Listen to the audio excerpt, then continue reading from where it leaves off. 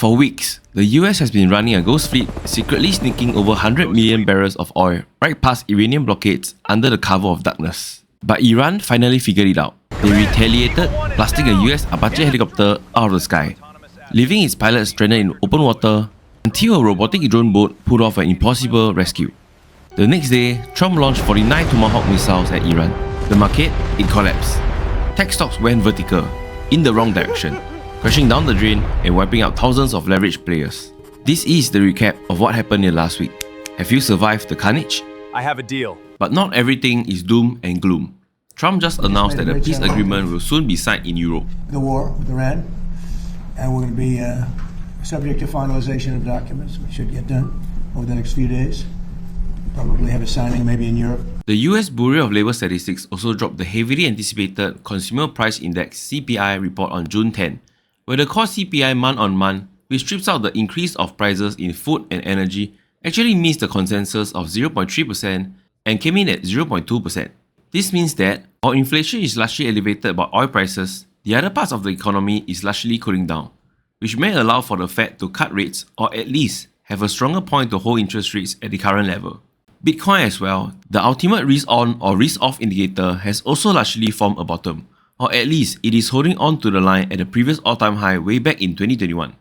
If we really for the 38th time get a real deal, and the Bitcoin bursts out of this level, we may see the crypto and small caps turn into a risk-on rally and broaden out the breadth of the market, so that not only the semicons will push the overall market up, but the other stocks can move along to continue the support of the uptrend of the market. We can also see that the Russell 2000 or the IWM has also consolidated for the past month and seems ready to move up, barring any bad news. And while we talk about the market breadth, this brings us to the CNN Fear and Greed Index level. Can you believe that even though the S&P 500 barely dropped 5%, fear is actually driving the market? I think this is largely because only Jensen Huang and his group of friends are holding up the market.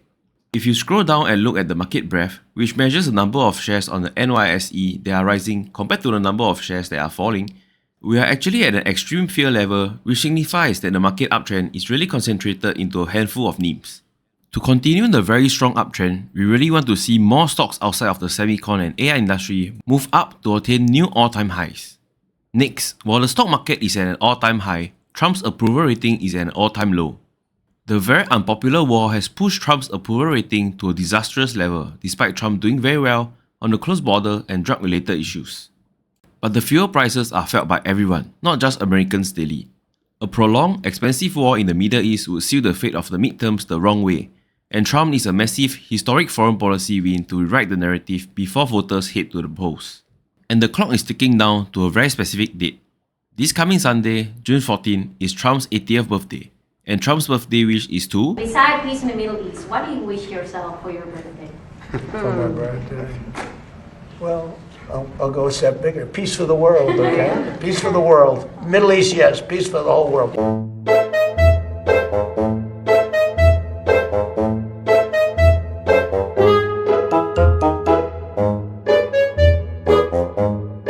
I asked him what will happen if the Iranians do not sign an agreement that was put forward by American negotiators. President Trump said, quote, "We'll bomb the S out of them tomorrow night." Let's hope that Trump will receive his ultimate birthday wish and that we are really lining up to sign the peace treaty on his birthday. So, what is the trade here? If you look at the charts for the tech industry or the semiconductor industry, they have spent the last week pulling back into a very weak support line.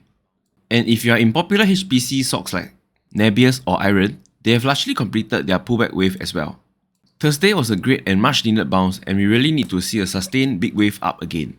And unfortunately, if you got freaked out by the big swings from last Friday to Wednesday, you would have missed the bounce yesterday. Typically, the best time to buy is when the first bomb drops. Missing just one green day can cause your portfolio to severely underperform for the rest of 2026. Be careful about panic selling at the absolute bottom. But that being said, if you are sitting on life-changing amounts of wins, and after riding the Sundays or Micron wave, nobody has gotten poor from taking wins. While I believe that the underlying economy is strong and that the technical analysis of stocks still seems fine, this is largely dependent on Trump achieving the peace treaty by perhaps next week. The market is jittery, and I would probably still give it a 50-50 as to whether AI stocks can still run or will it continue to correct. What do you think? With the midterm elections rapidly approaching and Trump's approval ratings at an all-time low, Will he force this war to end as soon as possible? And do you think he will actually pull it off? Let me know your thoughts in the comment down below. And if you enjoyed this fast macro and geopolitical update, help to click the like button and I'll see you on the next one. Bye bye.